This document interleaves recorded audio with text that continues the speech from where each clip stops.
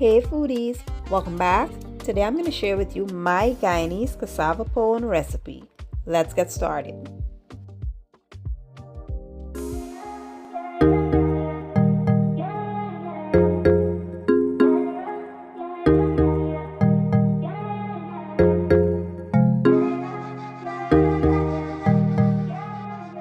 Alright, let's take a quick look at our ingredients. Here I have some freshly grated coconut, some freshly grated cassava.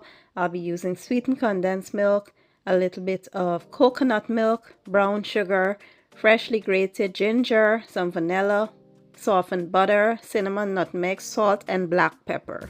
Okay, so the recipe is super simple. It will go by really fast. You want to just combine all of your ingredients. Everything you want to just mix in a bowl. This is so simple. Even a toddler could make this. So once all the ingredients are added, you want to mix very well until it is fully combined. Once it is combined, I'll show you guys what to do next.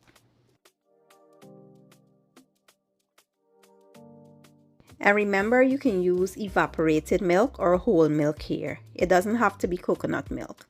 I just have other recipes with evaporated milk, so I decided to make one with coconut milk this time. Once you're done, this is how your batter should be looking. Next, you want to grease a baking pan, add some parchment paper, and then you want to add that batter in there. Level it off, make sure it is nice and leveled.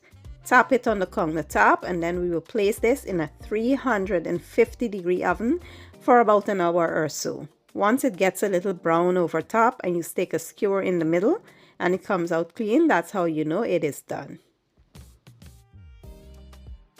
Once it is done, this is how it should be looking. You want to allow this to cool down completely before trying to cut into it. Otherwise, it would just fall apart.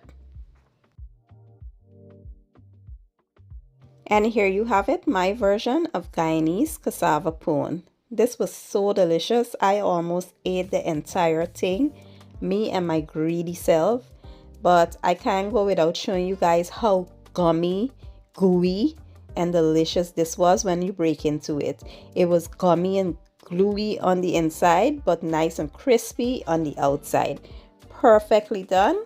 Give the recipe a try and let me know what you guys think. If you enjoyed this video, give it a thumbs up, share it, and leave a comment down below. I will leave all my ingredients and measurements down in the description box or the caption, and I'll see you guys in my next one.